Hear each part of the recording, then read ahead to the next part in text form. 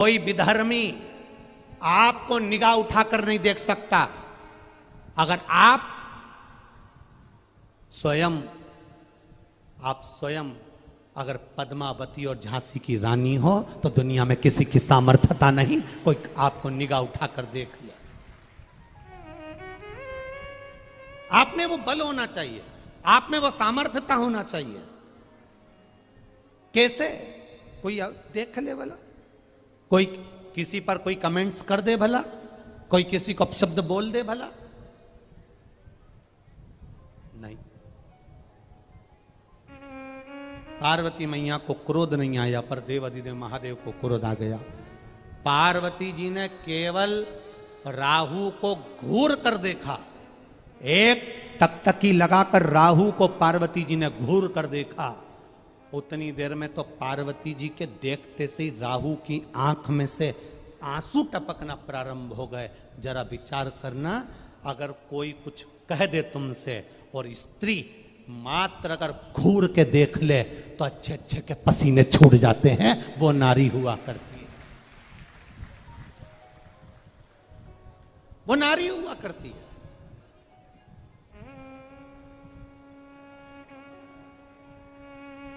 कभी कभी बड़े एक बहुत विचित्र बात है, बहुत थोड़ा ध्यान देना हो।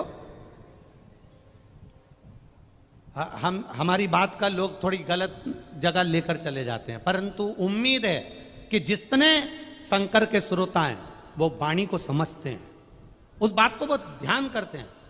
एक पहले ऐसा नियम था, बहुत पहले की बात है, बहुत पहले की बात है। पहले ऐसा नियम था, पति मर जाता था तो पत्नी ऐसा हाथ जोड़कर अर्थी के पीछे पीछे चलती थी और पति के साथ, बोलो बोलो जम के बोलो, सती हो जाती थी। था कि नहीं था ऐसा नियम? पहले ऐसा नियम था।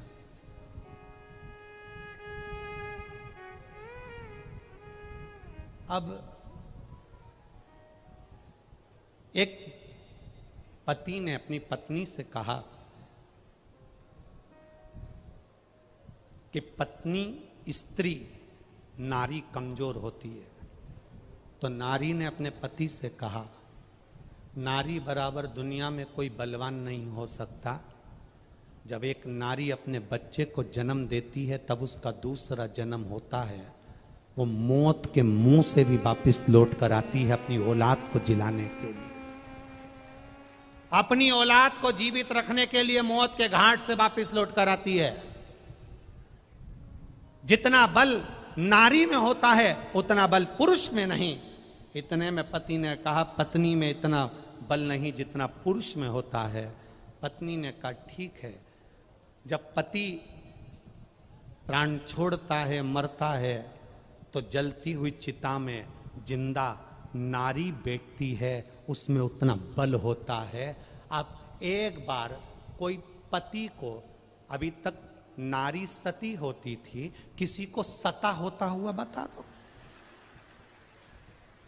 कोई एक ढूंढ कर लेकर आओ जो सता हो गया, एक नहीं मिलेगा। नारी में बल होता था।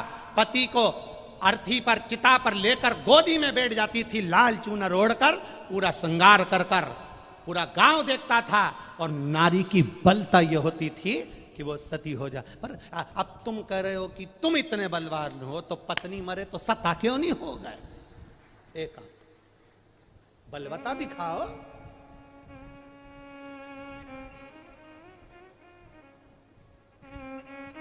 स्त्री कमजोर नहीं है, नारी कमजोर नहीं है। आज की बेटियों को देखकर, आज की नवयुवक पीढ़ी को देखकर, आज की बेटियों को देखकर तो हृदय से कहूंगा, मेरी बेटियां अब कमजोर नहीं हैं। अब भले कुछ भी हो, बेटियां कदम से कदम मिलकर चलना जानती है। कमजोर नहीं है मेरी बेटियां।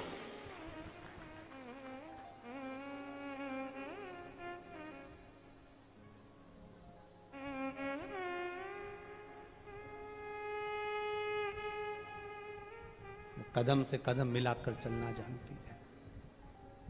अब पार्वती जी ने केवल राहु को देखा और राहु की आंख में से आंसू बहने लगे। भगवान शंकर को क्रोध आ गया। इतना क्रोध देवादिदेव महादेव को आया, इतना क्रोध आया, इतना क्रोध आया कि क्रोध के कारण जैसे शंकर भगवान को क्रोध आया था और ब्रह्मा जी के समय पर नख से अपने पैर के अंगूठे के नख को तोड़ा और काल भैरव को प्रकट करा, काल भैरव से कहा कि ब्रह्मा का सिर काट दो, ऐसे ही शिव जी को जलंधर का विवाह प्रस्ताव जो राहु लेकर आया था उसको देखकर क्रोध आ गया। और इतना क्रोध मेरे महादेव को आया कि उनके क्रोध से एक गण प्रकट हो गया।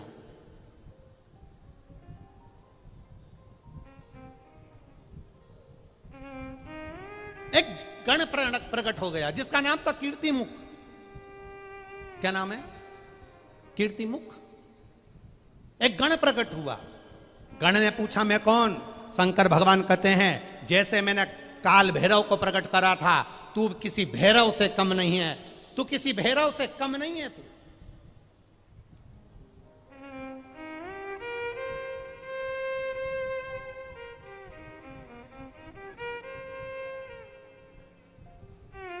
तू किसी भैरव से कम नहीं है। जा, मेरे प्रकट होने का कारण क्या है? शंकर भगवान ने कहा राहु को खजा, जा इस राहु को खा ले।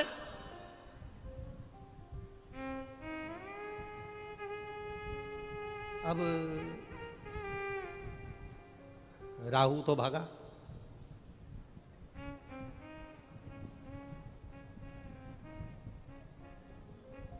ये जो शादी के बीच में जो होते हैं ना, लड़का लड़की के बीच में जो होते हैं, रिश्तेदारों के बीच में जो होते हैं, थोड़ा सा भी संबंध खराब होता है ना तो सबसे वाले बीच में जो रहते हैं सबसे पहले भागते।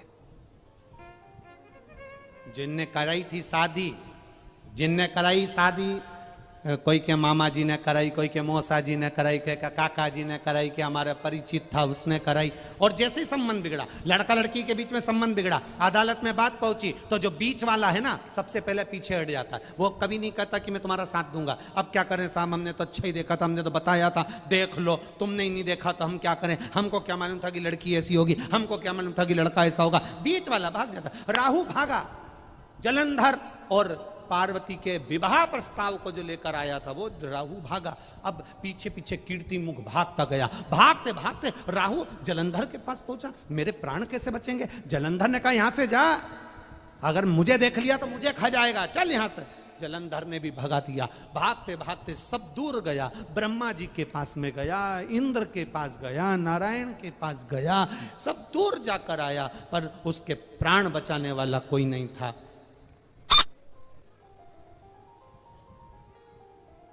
उसके प्राण बचाने वाला कोई नहीं था। भागते भागते भागते भागते आखिरी में उसने देख लिया कि कोई प्राण नहीं बचा रहा। तब शंकर जी के एक शिवालय में जाकर बैठ गया। हाथ में जल का पात्र भरने के लिए पात्र भी नहीं था, हाथ की अंजलि में सरोवर के जल को भरा। हाथ की अंजलि से भी जल नीचे गिरने लगा। अपने तन का वस्त्र लेकर उसको जल में भिगोकर देवादिदेव महादेव को चढ़ाकर उनको प्रसन्न कर रहा था। तब शिव जी प्रसन्न हो गए, क्योंकि भोला तो भोला है। श्राप दिया था, मारने के लिए आतुर हुए थे। इतने में शंकर जी ने कहा बोल राहु क्या चाहिए? राहु कहता है कीर्तिमुख से बचा लीजिए, वो मुझे खा जाएगा, प्रभु रक्षा करिए। शंकर जी ने राहु को अपने जटा में छुपा लिया। जटा में छुपाया। जब जटा में छुपाया इतनी देर में कीर्तिमुख आया। कीर्तिमुख ने कहा भोलेनाथ राहु तुम्हारी जटा में छुपा है, उसको मुझे खाना है, बाहर निकालो। शंकर भगवान कहते हैं अब उसे मत खा, मुझे प्रकट करा था राहु को खाने के लिए, भूख लग रही है, मैं किसको खाऊं? शंकर भगवान ने कहा तू मेरा गण है, एक काम कर, भूख लग रही है, तू अपने आप को खा जा। कीर्तिमुख ने अपने हाथ पांव शरीर खाना चालू कर दिया। खाते खाते कीर्तिमुख पूरे शरीर को खा गया, केवल मुख बचा। तब शंकर भगवान से कहता है मेरे मुख का क्या करूं? शिव जी कहते हैं चिंता मत कर, तू मेरा गण है, मेरे कहने को तूने माना है, मेरे कहने पर तू अपना पूरा शरीर खा गया। तेरा ये मुख काल भैरव का एक स्वरूप कीर्ति मुख के नाम से रहेगा। पूरे मृत्यु लोक में जितने देवालय, जितने शिवालय, जितने मंदिर रहेंगे, उस मंदिर के गेट पर तेरा मुख लगाया जाएगा। कभी भी आपने एक मुख मंदिर के गेट पर देखा होगा? जीवान बाहर निकली है, भयंकर सा मुख है। किसी किसी मंदिर में तुमने देखा होगा, दरवाजे पर बिल्कुल बीच में लगा हुआ वो मुख नजर आता है। वो शंकर भगवान ने जिसको प्रकट करा था वो कीर्ति मुख था। शिव जी ने कहा, सुन कीर्ति मुख, तू काल भैरव का स्वरूप रहेगा, तू भैरव का स्वरूप रहेगा। मंदिर में, देवालय में, शिवालय में, दरवाजे पर तू बैठा रहेगा, चौखट पर तू बैठा रहेगा। जो शिवालय के अंदर जल चढ़ाने के लिए प्रवेश करेगा, उसके अंदर जितना दुख होगा, जितनी तकलीफ होगी, जितना कष्ट होगा, जितनी बीमारी होगी, जितना रोग होगा, जो शंकर के मंदिर में एक लोटा जल लेकर प्रवेश करेगा, भरे हुए पात्र को जब तू देखेगा, तेरी दृष्टि उस पात्र पर पड़ेगी, और जो अंदर प्रवेश करेगा उसको कितनी भी बड़ी बीमारी हो, उसको तुझे खा जाना है, उस बीमारी को तुझे निगल जाना है। बस कीर्ति मुख का काम इतना है कि जल चढ़ाने वाले के दुख को, जल चढ़ाने वाले की तकलीफ को, जल चढ़ाने वाले की बीमारी को कीर्ति मुख उसको निगल जाता है, कीर्ति मुख उसको खा जाता है, उस बीमारी को समाप्त कर दे।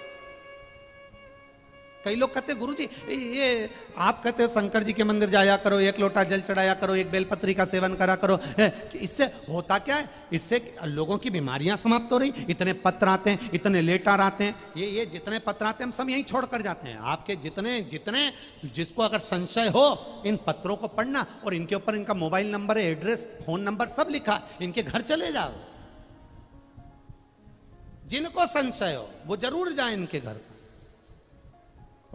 एक पत्र आया, देखिए।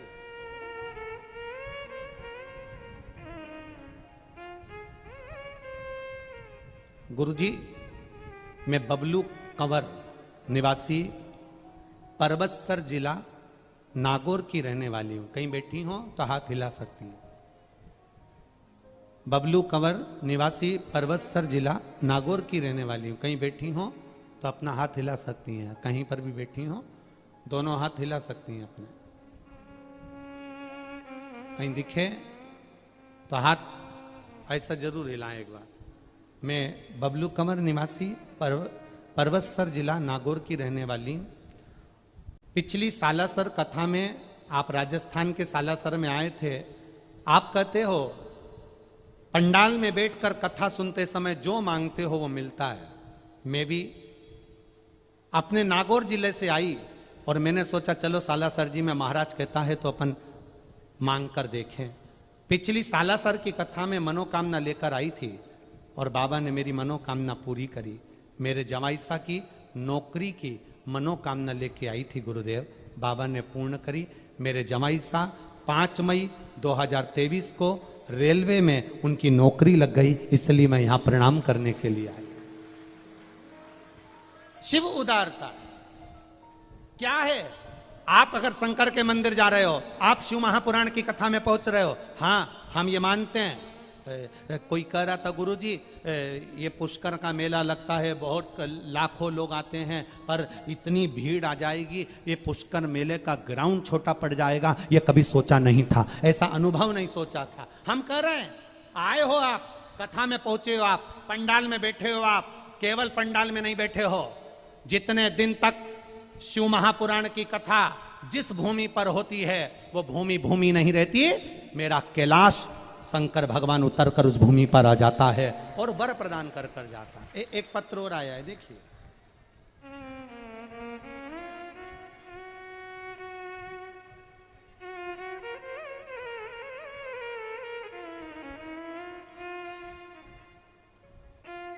सुनील बाथम, मंजू बाथम, नगर अजमेर, पियर भोपाल मध्य प्रदेश का है। कहीं बैठी हो तो हाथ हिला सकती हैं।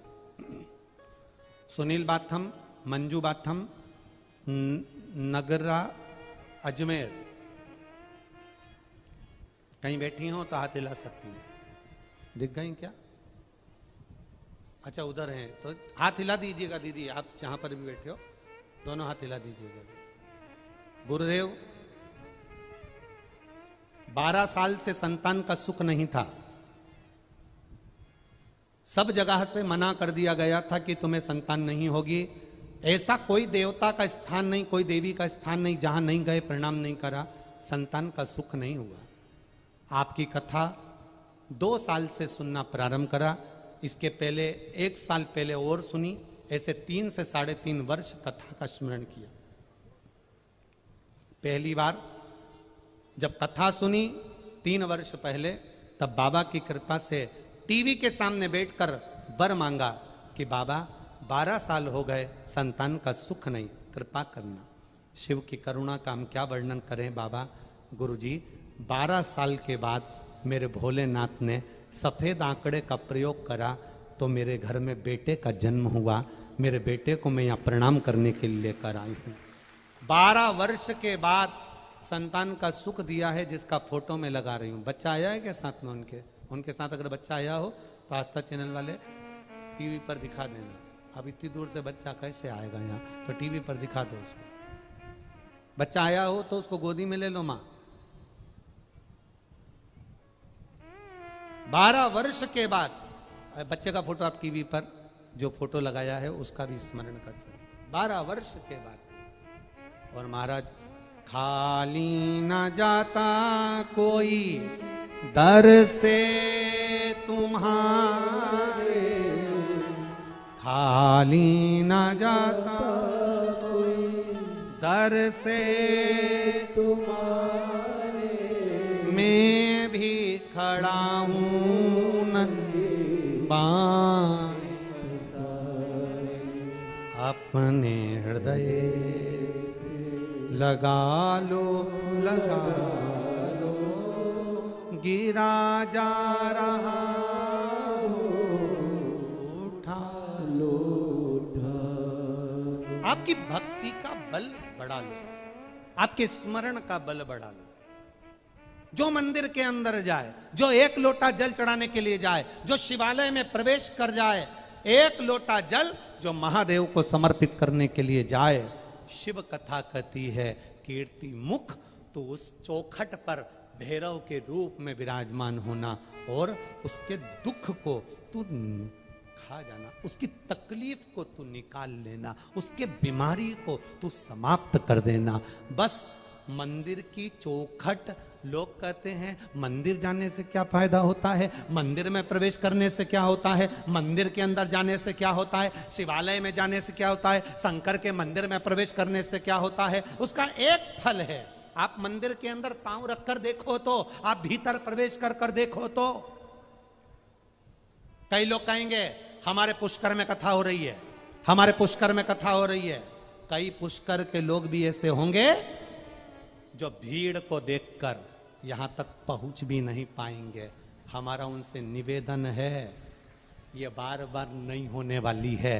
कोई भाग्य जगे होंगे और ब्रह्मा जी को अच्छा लगा होगा तो यहां बुला लिया। कठिन, बहुत कठिन है यहां तक पहुंचना। अजमेर में बैठे हुए लोग सोचेंगे 15 किलोमीटर पर हो रही है, भीड़ बहुत हो रही है, कैसे जाएं, क्या करें।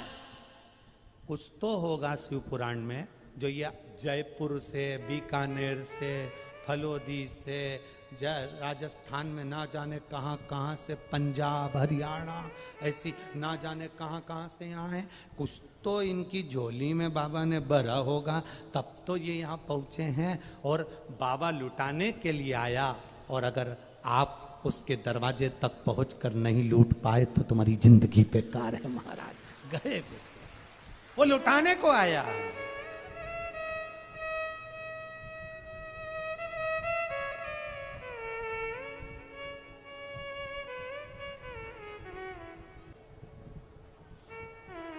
अरे लुटा दिया भंडार काशी, कर दिया माला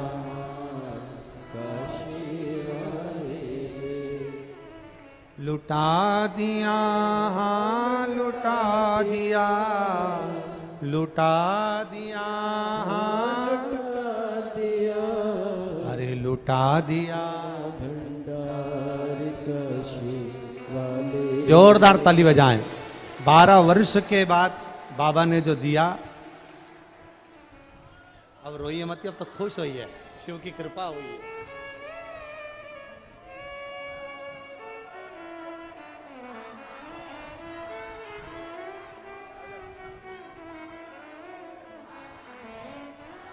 शिव करुणा सागर। शिव, एक पत्र आया है, बड़ा बड़ा विचित्र पत्र है, देखिए बड़ा। गीता पटवा, राजस्थान, भीलवाड़ा, मांडल, सही बोला है? हाँ ठीक है, आप लोग समझ गए ना? हाँ ठीक है। गीता पटवा, राजस्थान, भीलवाड़ा, मांडल, मेरा मोबाइल नंबर ये। कहीं बैठी हैं गीता? गीता पटवा जी कहीं बैठी हैं? अच्छा, हाथ हिलाइए। गीता पटवा जी आई हैं? हाँ। मैं भोले बाबा का क्या बखान करूं गुरुदेव, जितना करूं उतना कम है। मेरे बाबा ने मुझे दूसरा जन्म दिया। मेरी जीभ में एक गठान हो गई थी, वो गठान धीरे धीरे बढ़ती हुई बहुत मोटी हो गई थी, जिसका डॉक्टर को चेकअप कराया तो उन्होंने ऑपरेशन का बोल दिया। गठान कैंसर की थी, डॉक्टर ने कहा इसका ऑपरेशन होगा, थेरेपी होगी और ये जरूरी है। किसी ने कहा कि आस्था चैनल पर कथा आती है और वो सीहोर वाला महाराज करता है, शिव पुराण आती है, सुना करो। आपकी कथा सुनना प्रारंभ करी। आपने कहा शंकर जी पे एक लोटा जल चढ़ाओ, कुंदकेश्वर महादेव के नाम से उनसे विनती करो और वो जल पियो, बेलपत्री खाओ। हमने डॉक्टर को दिखाया तो डॉक्टर ने ऑपरेशन का बोल दिया। परिवार वाले बोले माँ ऑपरेशन कराओ। हमने कहा ऑपरेशन नहीं कराकर थोड़े दिन बेलपत्र खाकर देखते हैं, जल पीकर देखते हैं। गुरुदेव बाबा का हम क्या वर्णन करें, कैंसर की गठान थी और जल पिया, बेलपत्र खाई, मुख से हम कुछ खा नहीं सकते थे क्योंकि गठान मोटी थी जीवान पर, तो केवल पीस कर भोजन लेते थे, पीस कर ही सारा कार्य करते थे। बाबा की कृपा, जब बेलपत्री खाई, पानी पिया, बाबा पर चढ़ा हुआ, आज बाबा की कृपा से मेरा पूरा कैंसर समाप्त हो गया। मैं पूरी बोल सकती हूँ और खूब बोल सकती हूँ, मैं सब कुछ खा सकती हूँ और बाबा आपके सामने बैठी हूँ। ठीक हो? दोनों हाथ हिला दो एक बार, हर हर महादेव।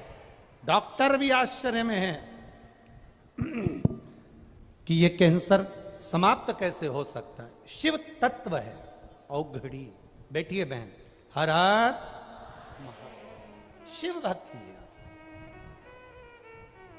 आप जितना भगवान शंकर का गुणगान करेंगे, आप जितना भगवान शिव से प्रार्थना करेंगे, आप जितना शिव के मंदिर में जाना शुरू करेंगे, हम फिर कहेंगे शंकर भगवान के मंदिर के गेट पर उनके गण मणिभद्र वीरभद्र रहते हैं, पर ऊपर तुम्हारे दुख का हरण करने वाला, तुम्हारे कष्ट का हरण करने वाला, तुम्हारी बीमारी को भी नोच लेने वाला, तुम्हारे तकलीफों को खींच लेने वाला, तुम जब जल का पात्र लेकर अंदर प्रवेश करते हो तब वो तुम्हारे दुख को खींच लेता है, खींचता है। अच्छा, किसी ने एक बार प्रश्न करा कि गुरुजी ये बताओ, आप कहते हो कि भगवान के मंदिर में जब हम प्रवेश करते हैं तो काल भैरव, कीर्ति मुख, भगवान के गण हमारे दुख को खींच लेते हैं, ऐसा कभी होता है क्या? हम उनसे निवेदन करना चाहेंगे, ये बारिश का जो पानी गिरता है, ऊपर पानी जाता कैसे? बोलो जम के। जो नदी, तालाब, समुद्र, बावड़ी जितना पानी भरा होता है, सूर्य की किरण से वो पानी भाप के माध्यम से ऊपर खींचा जाता है और वही पानी हमको दिया जाता है। जब ऊपर वाला पानी को खींच सकता है तो जब हम शंकर के मंदिर में जाते हैं तो ऊपर वाला दुख भी तो खींच सकता है, बस यही तरीका।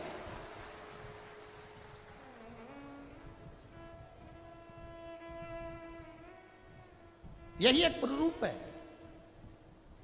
कोई कह दे हमारे पुष्कर में कथा चल रही है, हमारे यहां बहुत भीड़ है, हम नहीं जाएंगे। अजमेर वाले कह दें हमारे पास में कथा चल रही, बहुत भीड़ है, कैसे चले जाएंगे? जाना, 7 दिन ना जा पाओ तो 1 मिनट के लिए जाना।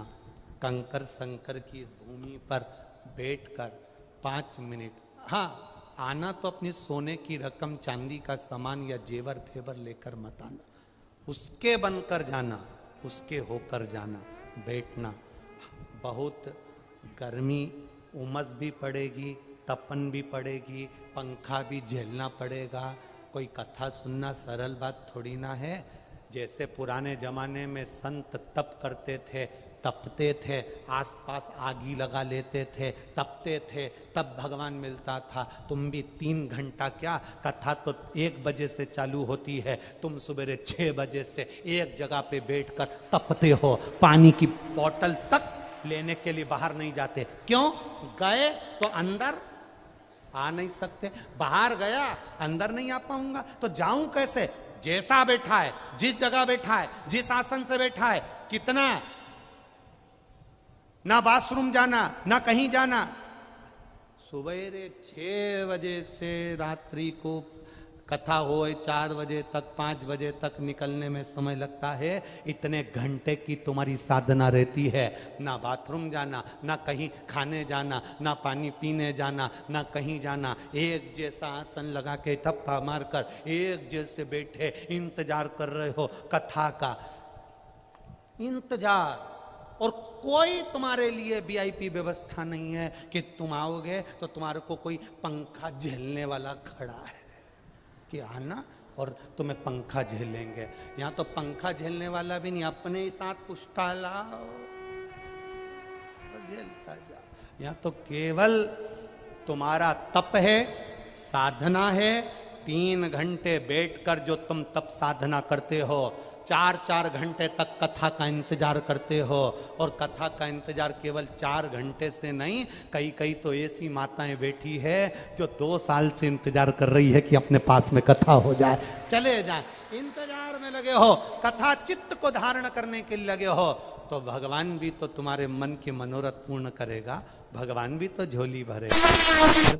वो भी तो खाली नहीं भेज सकता, वो भी तो झोली भर कर भेजेगा। ये उसके ऊपर है।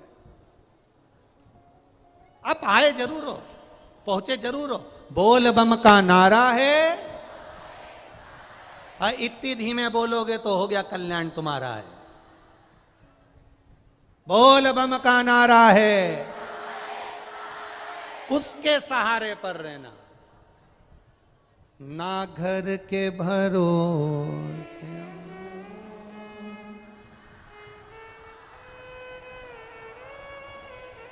बहुत जोरदार, नजर उतार दूं तुम्हारी, कितनी जोरदार गाया, इतना जोरदार। बस यही तो आवाज चाहिए। हम वही सोच रहे थे राजस्थान वालों की आवाज कहां चली गई, आज आ गई। भोलेनाथ ने कृपा कर दी, पुष्कर राज बाबा ने। हाँ बोल दो, बोल दो। मेरे बाबा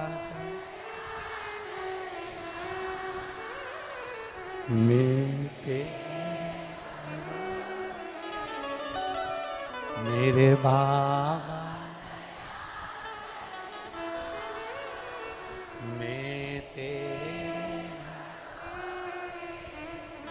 ना घर के भरोसे हूँ, ना परिवार के भरोसे,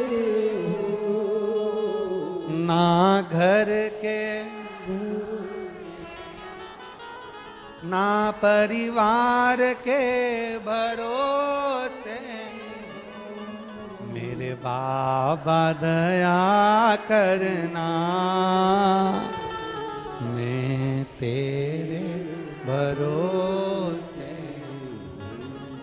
ना इनके भरोसे हूँ, ना उनके भरोसे हूँ, ना इनके ना उनके भरोसे हूँ, भोले बाबा दया करना, मैं तेरे भरोसे, मेरे बाबा दया करना, मैं तेरे भरोसे। हम शिव के भरोसे पर, हम शंकर के भरोसे पर, हम उसकी दृढ़ता के भरोसे पर। आप जाओ शंकर के मन, दुनिया के लोग कहेंगे शिव जी पे चढ़ा कर जल नहीं पीना चाहिए, कोई कहेगा नारी को शिवलिंग नहीं छूना चाहिए, कोई कहेगा एक कन्या को शंकर जी का शिवलिंग का स्नान नहीं कराना चाहिए, कोई कहेगा ऐसे हो जाओगे, कोई कहेगा वैसे हो जाओगे, कोई कहेगा तुम कुत्ता बन जाओगे, तो कोई कहेगा घोड़ा बन जाओगे। तो जो तुमसे कहे कि मरने के बाद कुत्ता बन जाएंगे तो उनसे पूछना तुम देख के आए थे क्या? किसने देखा?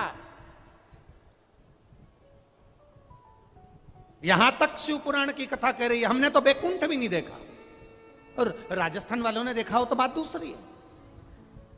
हमने तो पुष्कर देखा है, और पुष्कर देख लिया मतलब बैकुंठ देख लिया, बस बराबर है, एक ही बात है। हमने बैकुंठ नहीं देखा। हाँ, कोई दूसरे हो जिन्होंने बैकुंठ देखा हो और जो कह दें कि तुम ऐसा करोगे तो बैकुंठ नहीं जा पाओगे, नरक चले जाओगे, तो उनसे पूछना तुम नरक गए थे क्या, देख के आए थे क्या, माँ किस तरह की गाड़ी है, फोर व्हीलर, पूछना स्कॉर्पियो है कि टवेरा है, पूछो उनसे। हम ना बैकुंठ की बात करते हैं, ना हम नरक की बात करते हैं। आज तक इतनी शिव पुराण की कथा बाची, एक बार भी हमने इस व्यासपीठ से ये नहीं कहा कि तुम ऐसा करोगे तो नरक चले जाओगे। हमने ये भी नहीं कहा कि ऐसा करोगे तो बैकुंठ चले जाओगे। बोला कभी? कुछ नहीं बोला। इतना जरूर कहा कि मंदिर तक जाओगे तो तुम्हें बैकुंठ जाने की जरूरत नहीं पड़ेगी, बैकुंठ वाला टार्च लेके तुम्हें ढूंढता हुआ यहां जरूर आएगा। तुम काहे को जाओ? वो गाना याद कर लो, मैं ससुराल नहीं जाऊंगी, डोली रख दो कहारो, पहला संदेशा यमराज का आया, ये काले जेठ जी के साथ नहीं जाऊंगा। अगला संदेशा चित्रगुप्त का आया, ये डोकरा के साथ नहीं जाऊंगा। आखिरी संदेशा महाराज पिया जी का आया, मेरे भोलेनाथ का आया, तो नंदी पे बैठ के चले जाऊं, बस अब चाहिए क्या? नहीं जाऊं इसके साथ, नहीं जाना, जा।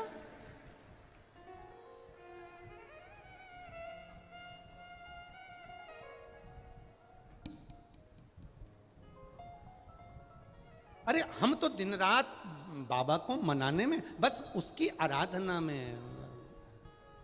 अरे मंदिर लगी रोशनी बुझाऊं कैसे, मारा रूसी गया भोलेनाथ मनाऊं कैसे। ओ तांबा का हंडा में, अरे तांबा का हंडा में का तो धरो पानी, अरे नहाए नहीं भोला नीलाऊं कैसे। हमारा रूसी गया भोला नाट मनाऊं कैसे। अब हम परमात्मा को रिझाएं कैसे, हम उसको मनाएं कैसे? अरे सोना की थाली में भोजन परोसा, अरे सोना की थाली में भोजन परोसा, अरे खाए नहीं भोला खिलाऊं कैसे। मारा रूसी गया भोला ना मनाऊं कैसे। अब वो खाए नहीं तो खिलाऊं कैसे, नहाए नहीं तो नवाऊं कैसे, ये अपने ऊपर है। हम जाएं महादेव को रिझाएं, शंकर को हम जब रिझाएंगे तो हमारा जीवन सार्थक होगा। जब जीवन सार्थक होगा वो दुख को खींचेगा, कष्ट को खींचेगा, बीमारी को खींचेगा, तकलीफ को खींचेगा, सारी समस्या का हल हम उसके मंदिर में उसको रिझाने के लिए पहुंचे। हम धन दौलत संपदा सत्ता वैभव, कोई कहता है सियोर वाला महाराज तो टोट के बता देता है, उपाय बता देता है, तो हम तो तुम जो समझो ना, टोटका समझो, उपाय समझो, कुछ भी समझो, पर कैसे भी जाओ, पर शंकर के मंदिर जाओ, अपना दुख मिटाने के लिए जाओ, शिव को पाने के लिए जाओ। तुम जाओ तो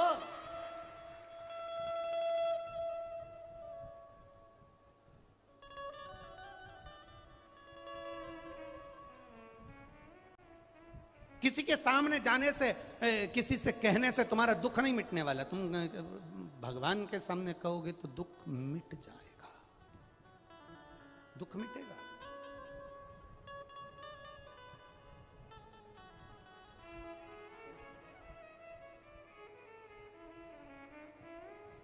कहने से कटता है।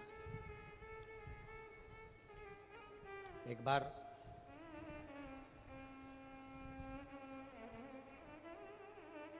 देवऋषि नारद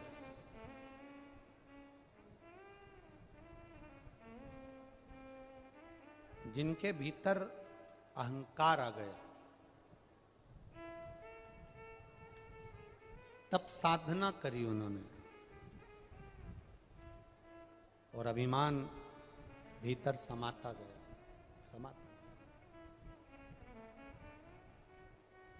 शिव जी काम को नहीं जीत पाए, मैंने काम को जीता, अहंकार आ गया। मना करा था, भोलेनाथ जी ने कहा था कि यह बात आप देवऋषि नारद नारायण को मत कहना। शंकर भगवान ने कहा कि नारायण मेरी निंदा कभी नहीं सुन सकते।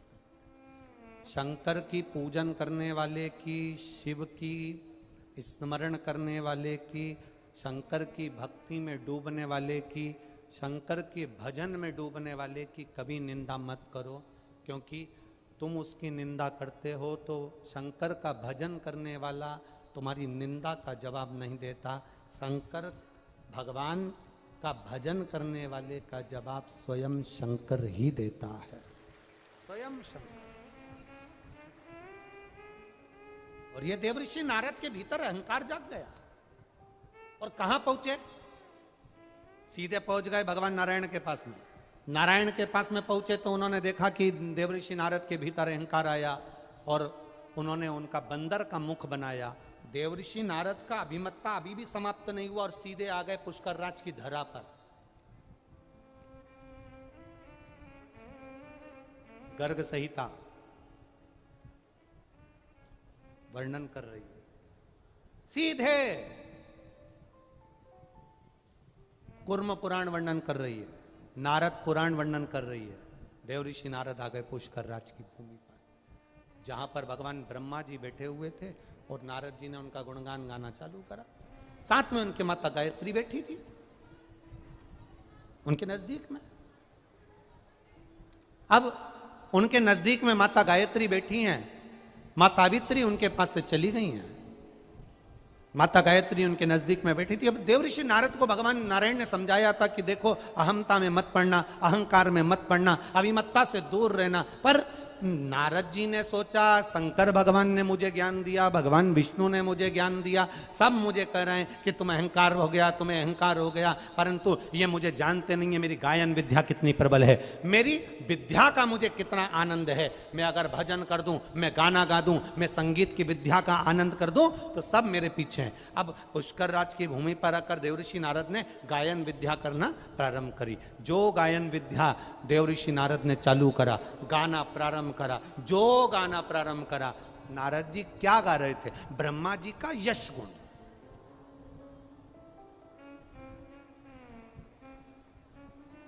आप किसी का यश गुण गाइए, वो बड़ा प्रसन्न होगा। आप कह दो हमारी विमला जी बहुत जोरदार है जी, विमला जी का कई कहना है, ऐसा काम करे, पूरा शादी का काम हमारी विमला जी संभाल लेती, पूरा शादी का।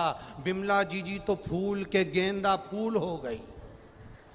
अब शादी में सारे घर के लोग होटल में एंजॉय कर रहे हैं और विमला जी घर संभाल रही, क्योंकि चढ़ा दिया ऊपर।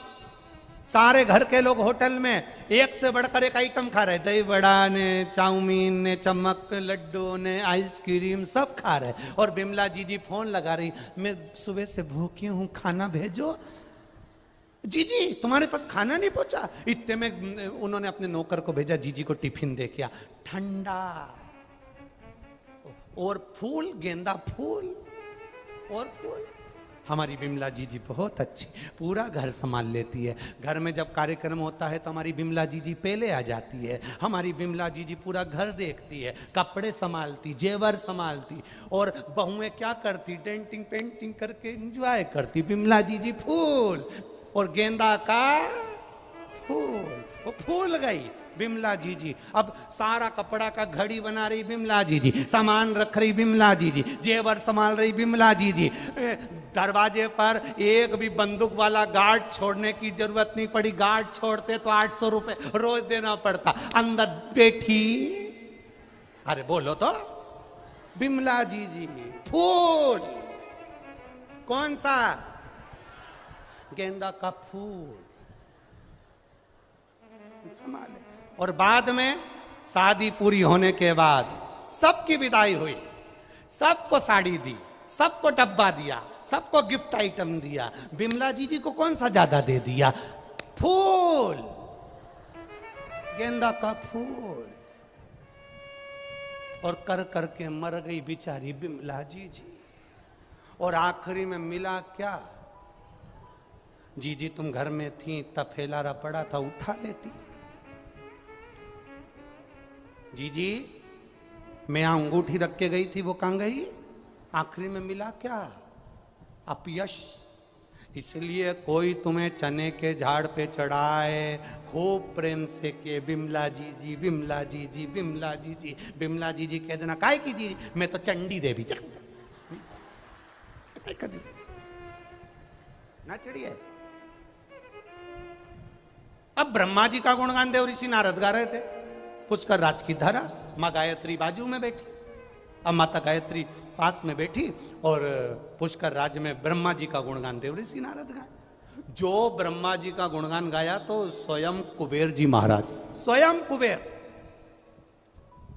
कुबेर चढ़कर सुंदर आनंद से पहुंच गए पुष्कर राज की धरा पर। अब जो पुष्कर राज की धरा पर कुबेर पहुंचे, नारद जी तो गुणगान गाने में लगे थे, ब्रह्मा जी का खूब जोर शोर से। इतने में नारद जी ने जो कुबेर को देखा और देखते से ही कहा कि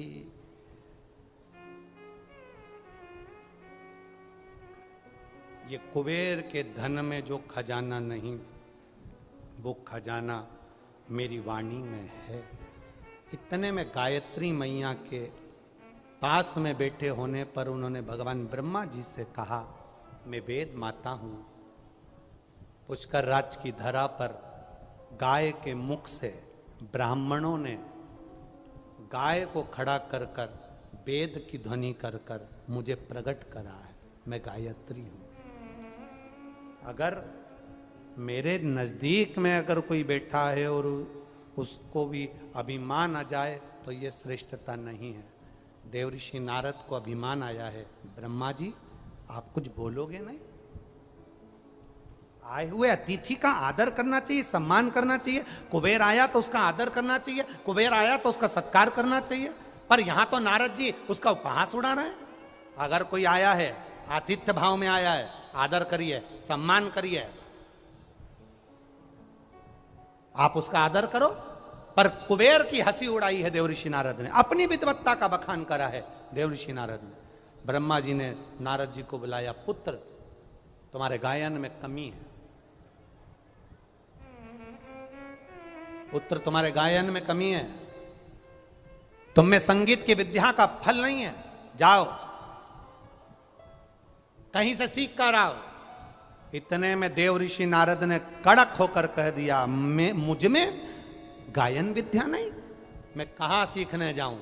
इतने में गायत्री मैया ने उसी समय पर कह दिया, किसी उल्लू से जाकर सीख लो।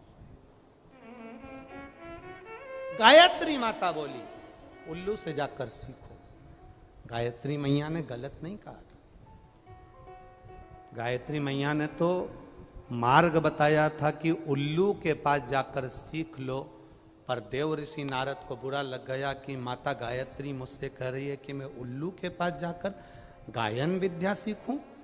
इतने में देव ऋषि नारद की आंख से आंसू बहने लगा कि मेरा अपमान माता गायत्री ने कर दिया। ब्रह्मा जी ने कहा गायत्री ने तुम्हारा अपमान नहीं करा, वो वेद माता है, वेद की ध्वनि करने वाली है, संसार का उद्धार करने वाली है, मंद बुद्धि को भी बुद्धि देने वाली है, अज्ञानी को ज्ञान देने वाली है। वो वेद माता साधारण नहीं है। तुझे अहंकार में देखकर कहा कि उल्लू से जाकर सीखो तो तुम्हें क्रोध नहीं आना चाहिए, जाओ। गायत्री माता ने कहा ना उल्लू के पास में जाओ, तो गायत्री ने कोई दूसरे उल्लू के पास तुमको नहीं भेजा है। जो उल्लू लक्ष्मी जी के पास रहता है उस उल्लू के पास जाओ। कौन सा उल्लू? जम के बोलो जरा। जो लक्ष्मी जी के पास है। ब्रह्मा जी से नारद जी ने पूछा सारे उल्लुओं में वो उल्लू श्रेष्ठ क्यों है? मैं क्यों उस उल्लू के पास वेद विद्या सीखने के लिए, गायन विद्या सीखने के लिए जाऊंगा? आखिर उस उल्लू में क्या है?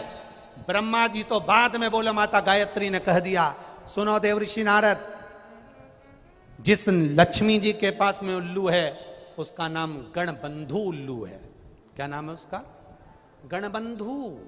उस उल्लू का नाम है जो लक्ष्मी जी के पास रहता है। क्या नाम है उसका? गणबंधु। गायत्री माता कह रही हैं वो उल्लू साधारण नहीं है,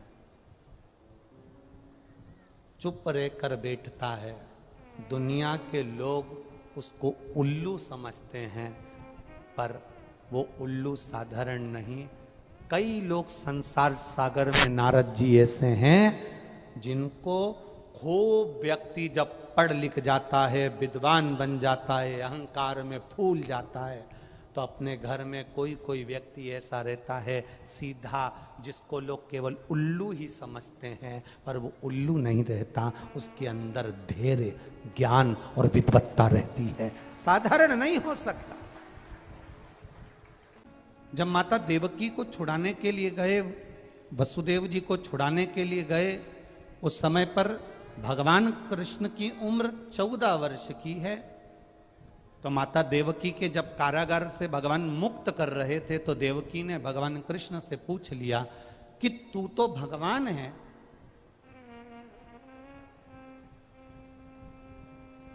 तू नारायण है, तू कृष्ण है, तू राम है, तू परमात्मा है, तू विष्णु है, तू दत्त है, और तू नारायण होकर, परमात्मा होकर मुझे छुड़ाने में तू 14 साल लगा दिए, और 14 साल के बाद तू मुझे छुड़ाने के लिए आ रहा है। कृष्ण, क्या 14 वर्ष के पहले तू मुझे छुड़ाने नहीं आ सकता था? देवकी माता ने अपने पुत्र कृष्ण से कहा कि 14 साल की तेरी आयु हो गई और 14 वर्ष के बाद तू मुझे छुड़ाने के लिए आया है।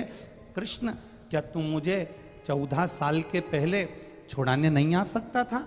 भगवान कृष्ण ने कहा, माँ 14 वर्ष के पहले मैं आ जाता, पर पुराना हिसाब पूरा नहीं हो पाता। माँ, जिस समय पर मैं राम बना था उस समय पर तूने केकई बनकर मुझे 14 साल के लिए वन भेजा था, इसलिए 14 वर्ष का हिसाब आज पूरा हुआ।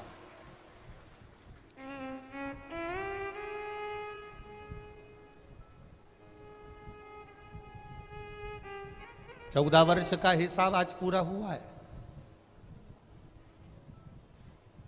तूने मुझे 14 वर्ष के लिए वन करा था, वन भेजा था।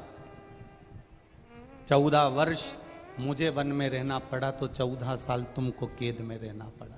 ये हिसाब है मनुष्य जीवन का। देवकी ने कहा, अगर मैं केकई थी तो यशोदा कौन है? भगवान कृष्ण कहते हैं वो यशोदा राम अवतार में जो मेरी माँ कौशल्या थी, जो 14 साल मेरा इंतजार करी थी, वो यशोदा मेरी मां कौशल्या। तूने मुझे 14 वर्ष के लिए वन भेजा तो 14 साल तुम्हें कैद में रहना पड़ा। वो 14 साल मेरा इंतजार करती रही, मेरा बेटा आएगा, मेरा पुत्र आएगा। रोती रही, मेरी याद में बिलखती रही, मेरी याद में अपनी आंखों के आंसू बहाती रही। इसलिए यशोदा जी की गोद में मुझे 14 साल रहना पड़ा, क्योंकि वो छोड़ना नहीं चाहती थी। कर्म कैसा है आपका? कर्म की गति कैसी है आपकी? पहले भी आपको कहा, आज फिर कहते हैं, मत बुरे कर्म कर बंदे वरना पछताएगा। भगवान की आंखों से तू बच नहीं पाएगा, तू बच नहीं पाएगा। अरे ओ अज्ञानी मत करना दान, अरे ओ अज्ञानी मत करना दान। तेरे कर्म का फल भी तू ही पाएगा, जैसा किया तूने तेरे आगे आएगा। मत बुरे कर्म कर बंदे, मत बुरे कर्म कर वरना पछताएगा। भगवान की आंखों से तू बच नहीं पाएगा, तू बच नहीं पाएगा। कोई बुरा नहीं है संसार में, ना पिता बुरा है, ना माँ बुरी है, ना पत्नी बुरी है, ना पति बुरा है, ना भाई बुरा है, ना सखा बुरा है, ना सास बुरी, ना ननन बुरी, ना बहू बुरी, कोई बुरा नहीं। हम जो अदालत में तलाक लेने के लिए जाते हैं, पति पत्नी दोनों अदालत में तलाक लेने के लिए खड़े रहते हैं, हम उनसे हमेशा कहते हैं थोड़ा सा इंतजार करो, इतनी जल्दी निर्णय मत लो कि मुझे तलाक चाहिए। इतनी जल्दी मायके में जाकर मत बैठ जाओ कि मैं इस व्यक्ति के साथ रह नहीं सकती, मुझे ये बिल्कुल नहीं होना, मेरे सामने नहीं होना, मैं इसके साथ एक मिनट नहीं रह सकती। मान लो तलाक ले भी लिया, तुमने जिद पकड़कर तलाक ले लिया और मालूम पड़े तुमने दूसरी शादी कर ली, अभी तो तुमको जो भेरू मिला था उस पे कम सिंदूर चढ़ा था, अगला जो मिला पूरा सिंदूर चढ़ा हुआ मिल गया, तो क्या कर लो? हमारा केवल इतना सा कहना है, तलाक का निर्णय लेने से पहले, अपने परिवार को तोड़ने से पहले, हम बेटे से भी कहेंगे और बेटी से भी कहेंगे, हम सास से भी कहेंगे और बहू से भी कहेंगे, हम पिता से भी कहेंगे और पुत्र से भी कहेंगे, हम बेटी के माता पिता से भी कहेंगे तो हम बेटे के माँ बाप से भी कहेंगे। कोई बुरा नहीं है, बुरा है हमारा समय। ये समय को थोड़ा निकल जाने दो, सब अपने आप अच्छा होते चले जाएगा। उस समय की कीमत को पहचान, हम समय की कीमत नहीं जान पा रहे, हम अपने समय को नहीं पहचान पा रहे। हम सोचते हैं कि, और देखो ये तो सीधी सीधी बातें, माताएं जब हलवाई जब भोजन बनाता है इतना बड़ा कड़ाव रखता है, बड़ा सारा कड़ाव, उसमें 1 बोरी शक्कर डालता है, रवा डालता, हलवा बनाता, सीरा बनाता, उसके पास में एक पलटा होता है, बोलो होता है कि नहीं होता? वो खोचा, पलटा, क्या बोलते हैं इधर इसको? पलटा। वो पलटा, उसका नाम ही पलटा है। पलटे का मतलब है कि उसको नीचे से ऊपर पलट देना, ऊपर से नीचे पलट देना। क्यों पलट देना? क्योंकि वो जले ना, अर्थात समय का इंतजार करो।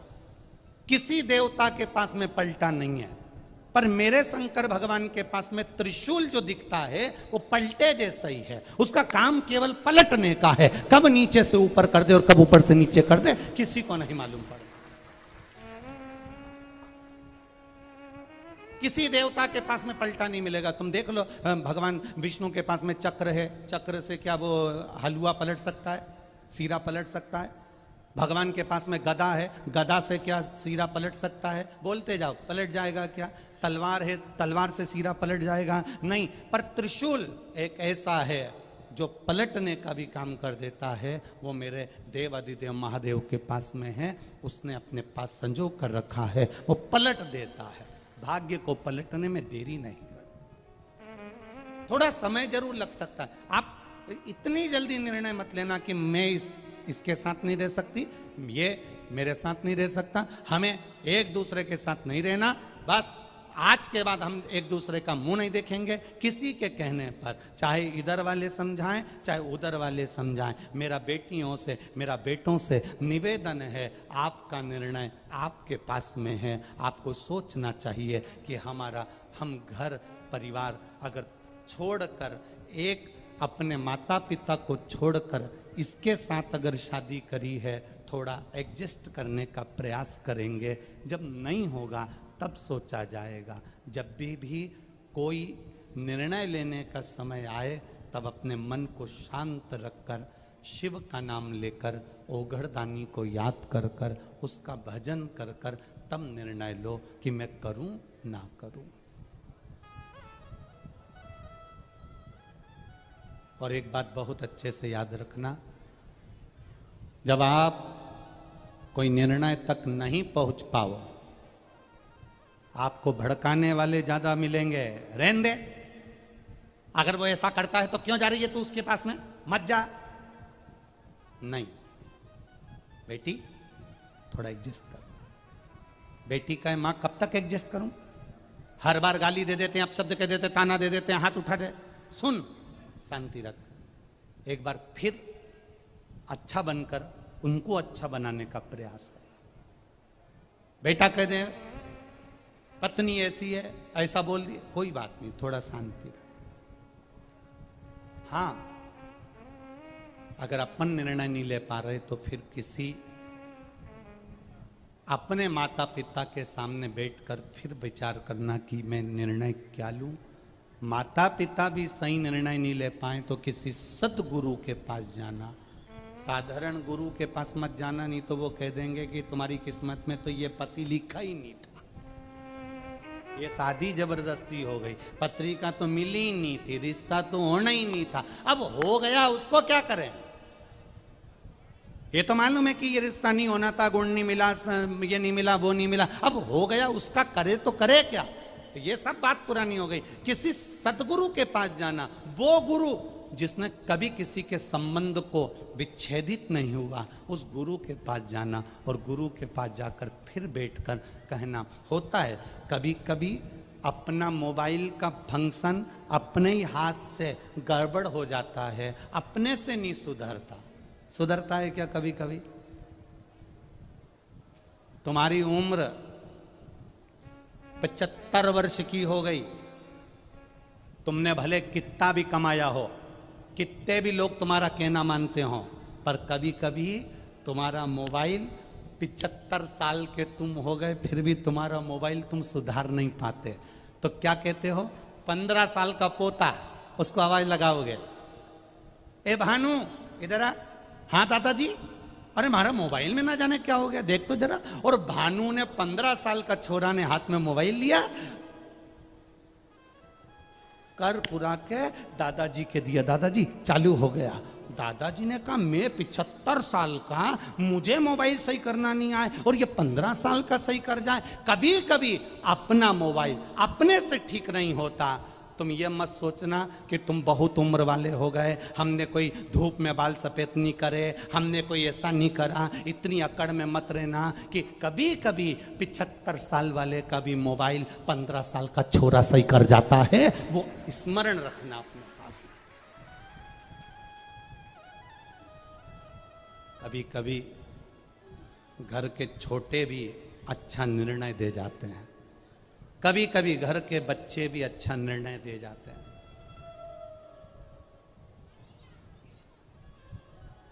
अहंकार में निर्णय नहीं लिए जाते।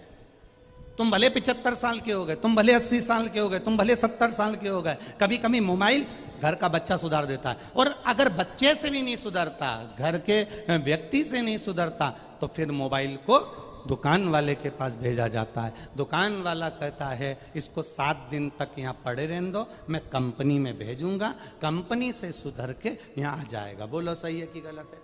कंपनी में जाएगा, वहां से सुधर कर आ जाएगा। कितना दिन लगेगा? का 7 दिन लगेगा। बस अगर तुम्हारी बुद्धि काम ना करे, तुम्हारा चित्त काम ना करे, सही निर्णय तुम अपने बेटा बेटी के लिए ना दे पाओ, तो फिर 7 दिन के लिए शिव पुराण में जाकर बैठ जाना। कंपनी में अगर जाकर बैठ गए तो मोबाइल ठीक हो सकता है। 7 दिन कंपनी में मोबाइल को ले जाकर पटक दो, ठीक हो सकता है।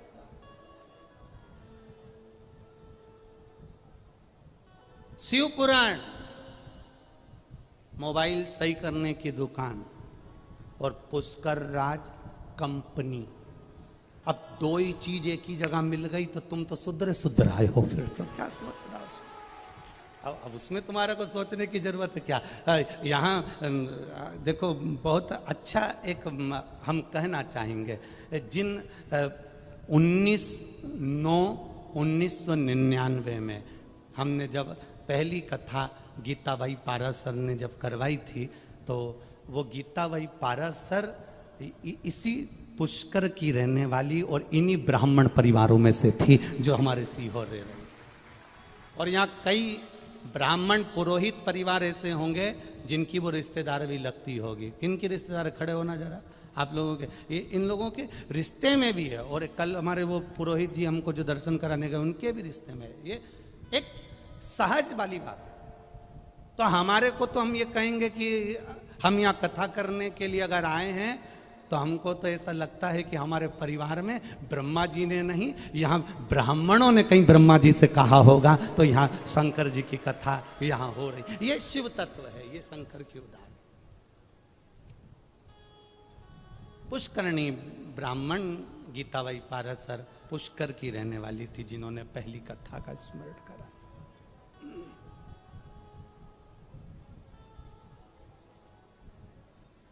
अब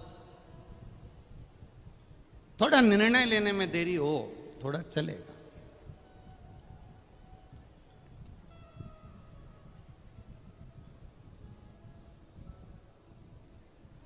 कल एक पत्र आया था, उस पत्र में किसी बहन ने लिखा था कि ब्राह्मण, संत, गुरु, साधु, सन्यासी, इनको तो माया से मतलब नहीं होना चाहिए, पैसे से मतलब नहीं होना चाहिए, फिर ये धन क्यों लेते हैं, पैसा क्यों लेते हैं?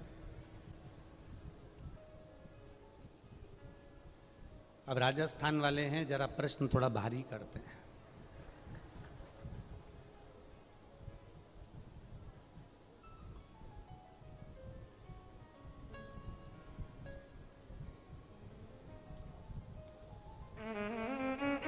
डट के तो घी खाते हैं।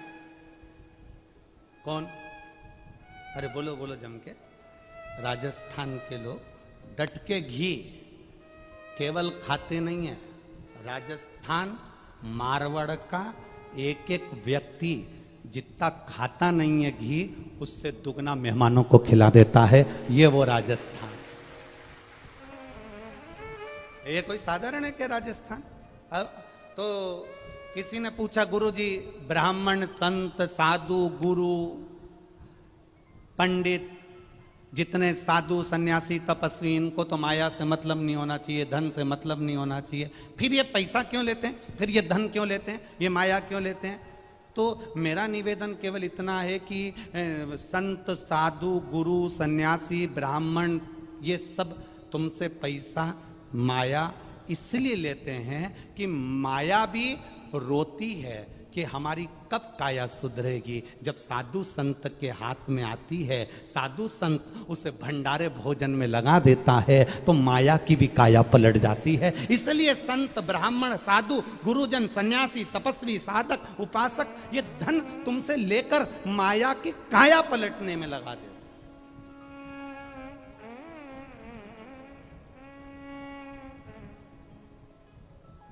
अब करो भगवान का भजन, मना नहीं। आप करो शिव का स्मरण, मना नहीं। आप करो शंकर की भक्ति, मना नहीं। पर उसमें कभी कभी ऐसा होता है कि काया पलटने के लिए एक बार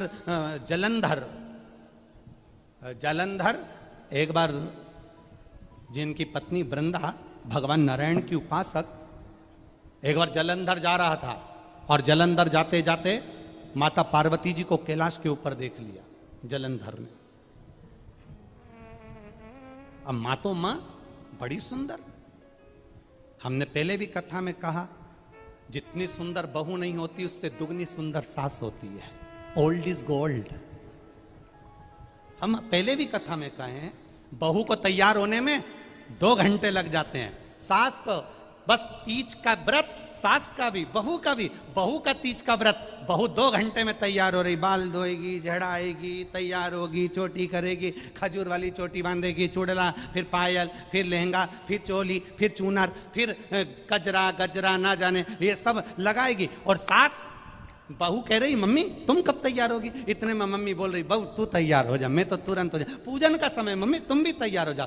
बहू 4 बजे से तैयार होने में पिली, तब जाके 7 बजे भी पूरी तैयार नहीं हो पाई। सास ने कहा हो गई, बस अब भी आई, अब भी तुरंत कमरे में गई, आधा घंटा फिर निकल गया, 7:30 बज गई और सास स्नान करी, अंदर गई, 2 मिनट में चोटी करी, एक साड़ी उसने अपनी पुरानी निकाली और पटला पटली लगा के जो सास पहन के बाहर आई, इतने में तो बहू की जान जल गई। डोकरी के देखे तो सरी कई सुंदर लग रही है, ऐसे सुंदर, गजब। कारण क्या है? क्रीम की चमक 6 महीने रहती है, 4 दिन रहती है, 8 दिन रहती है, 4 साल 5 साल रहती है। पर सास जो भगवान की भक्ति में डूबी रहती है, अच्छे कर्म की चमक जिंदगी भर रहती है। उसको जरूरत नहीं है बहुत साज और श्रृंगार करने की, उसको बिल्कुल जरूरत नहीं है। वो बस अपनी मस्ती में रहती है, गई अंदर। और कभी कभी तो उसको अगर लाली लगाना भी नहीं आती ना, तो उसमें से ऐसे लेके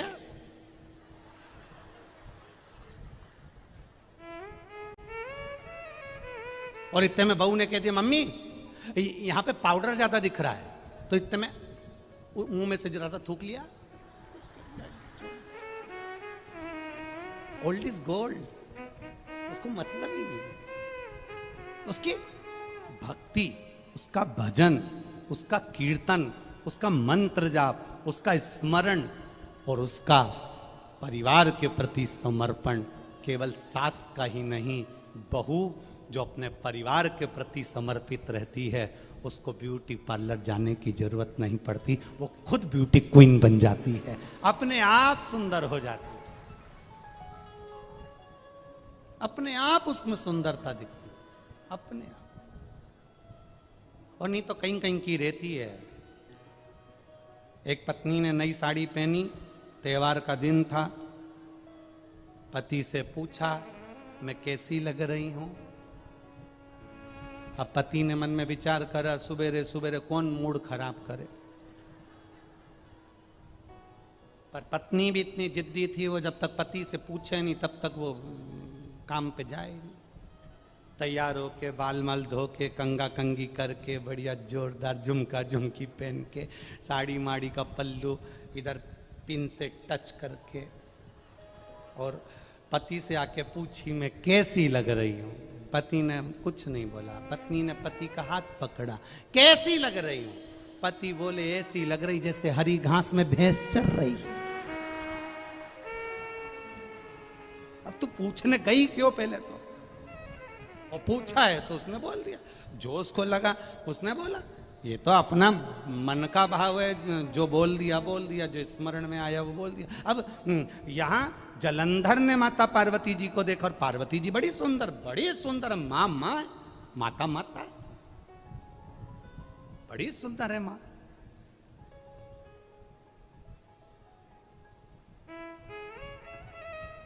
जालंधर ने देखा कि पार्वती जी बड़ी सुंदर हैं। अब जालंधर ने मन में विचार करा कि कुछ भी हो, पार्वती को मैं अपनी पत्नी बनाऊंगा।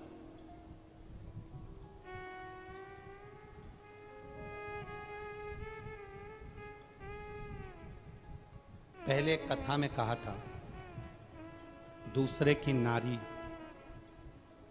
दूसरे का धन, दूसरे का मकान, दूसरे का वैभव देखकर कभी अपनी दृष्टि को गलत मत होने दो, कभी मत होने।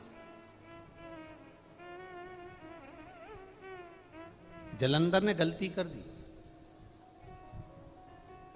और जलंधर ने देखा पार्वती जी बड़ी सुंदर है, मैं इनसे विवाह करूंगा, मैं इनसे शादी करूंगा। अब पार्वती जी तक ये खबर लेकर कौन जाए कि पार्वती जलंधर तुमसे शादी करना चाहता है, जलंधर तुमसे विवाह करना चाहता है? इस खबर को लेकर जाएगा कौन? इस सूचना को लेकर पार्वती जी तक पहुंचेगा कौन? चंद्रदेव को बुलाया, चंद्र ने मना कर दिया। इंद्रदेव को बुलाया, इंद्र ने मना कर दिया।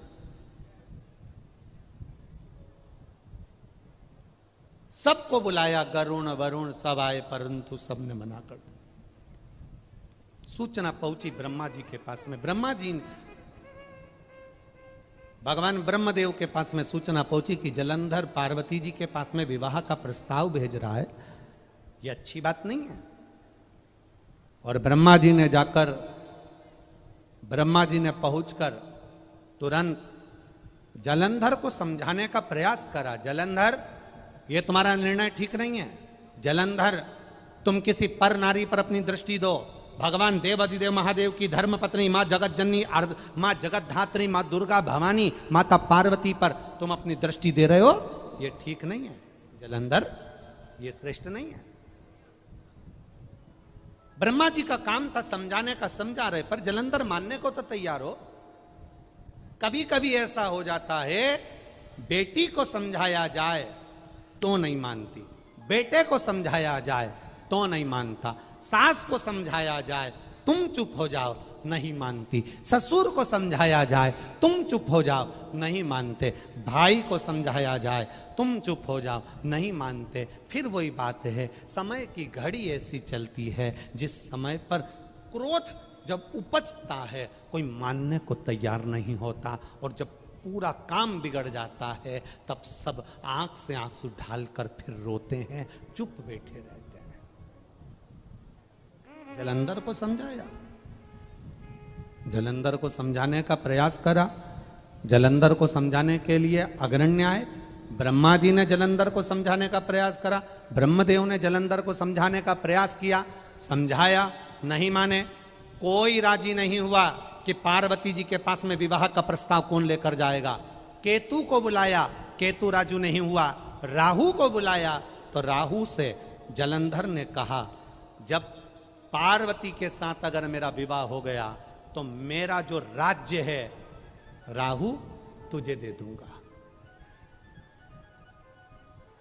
लालच आ गया, लोभ बढ़ गया, लालच बढ़ा।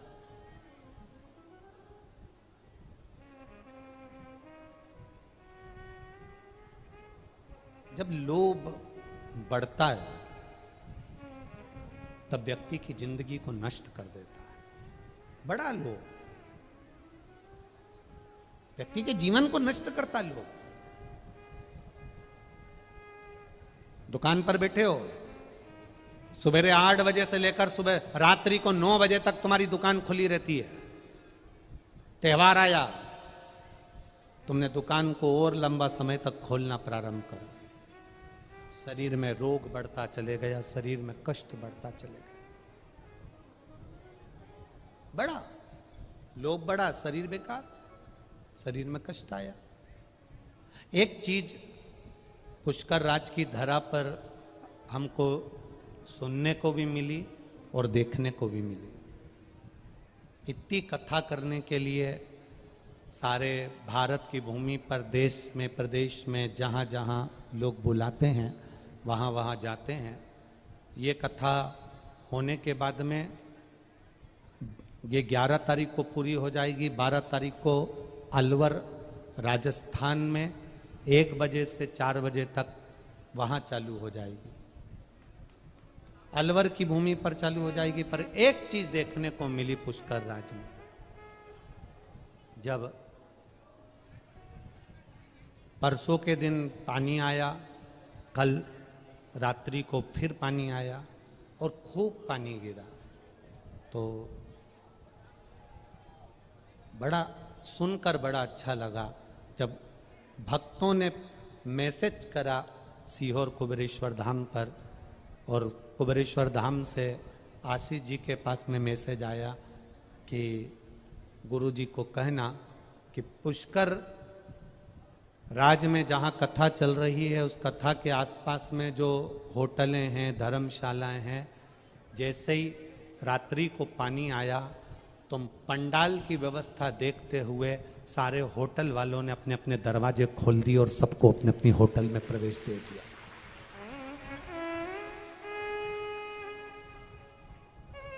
उसमें लिखा, किसी होटल वाले ने शंकर के भक्त से 1 रुपया नहीं लिया और उन्होंने कहा पानी आ रहा है, आप अंदर जाके सो जाओ। एसी के रूम खोल दिए। मैं प्रणाम करता हूं पुष्कर राज के ऐसे भक्तों को, दंडवत प्रणाम करता हूं, आपकी भक्ति को नमन करता हूं। साधुता है। कोई होता है जब इतना पानी गिर रहा है, इतने सारे भगत आ रहे हैं, तो लोग उसका फायदा उठाते हैं, लोग उसका फायदा उठाते हैं।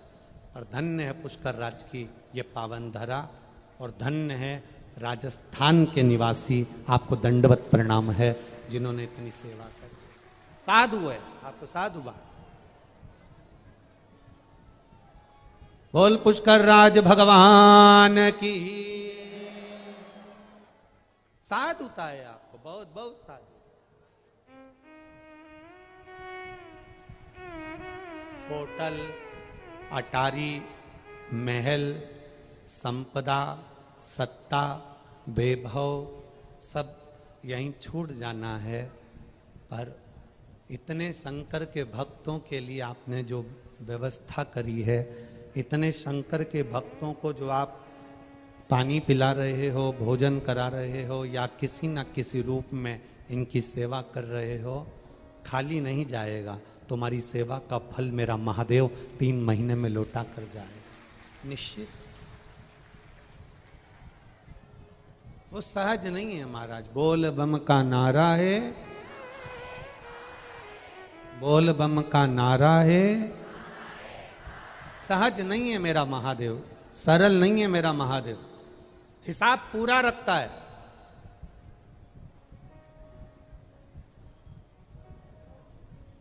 पूरा हिसाब है उसके पास। राहु के मन में लोभ जागृत हो गया।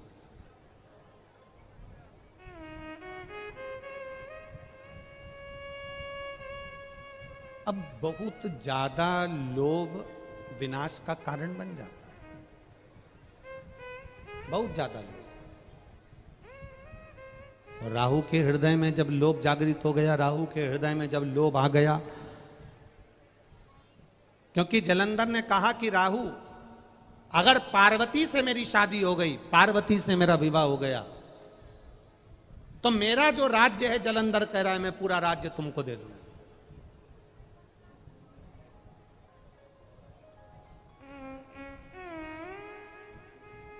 ये पूरा संपूर्ण राज्य मैं आपको दे दूंगा।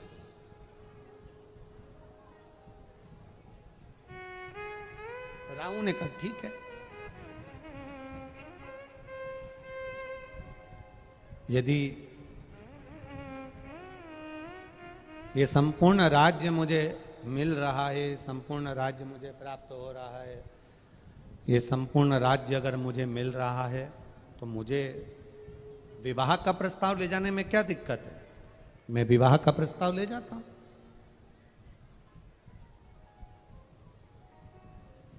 और विवाह का प्रस्ताव राहु लेकर चला। देव अधिदेव महादेव समाधि में लीन थे। पार्वती मैया देव अधिदेव महादेव के लिए सुंदर पुष्प के आंकड़े, सुंदर आनंद से आंकड़े के पुष्प की माला पार्वती जी तैयार कर रही थी, और इतने में राहु प्रवेश कर गया। राहु आया। और राहु ने कहा, पार्वती जी, जलंधर आपको बहुत ज्यादा स्नेह करते हैं, जलंधर आपको बहुत ज्यादा प्रेम करते हैं।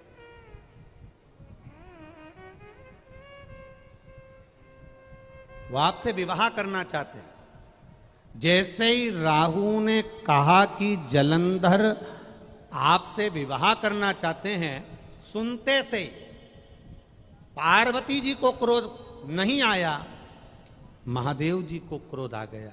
पार्वती को क्रोध क्यों नहीं आया? उसका एक कारण है कि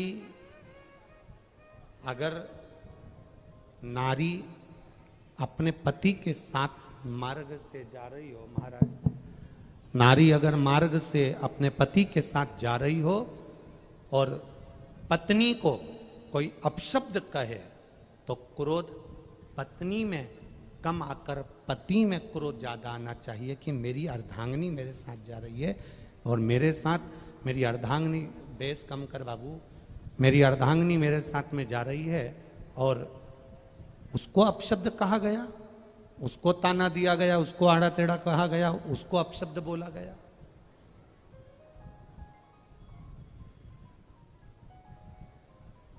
पहले तो एक हिम्मत बांधो,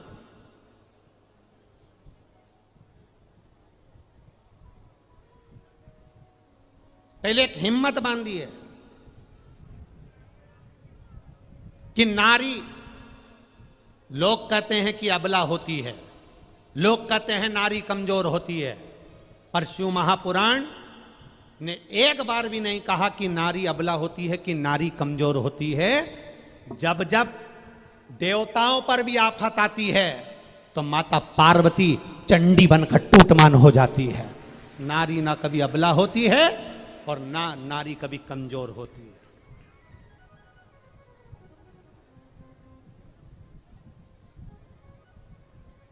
ये दुनिया के लोगों ने एक कह दिया नारी कमजोर है। नारी काहे की कमजोर है?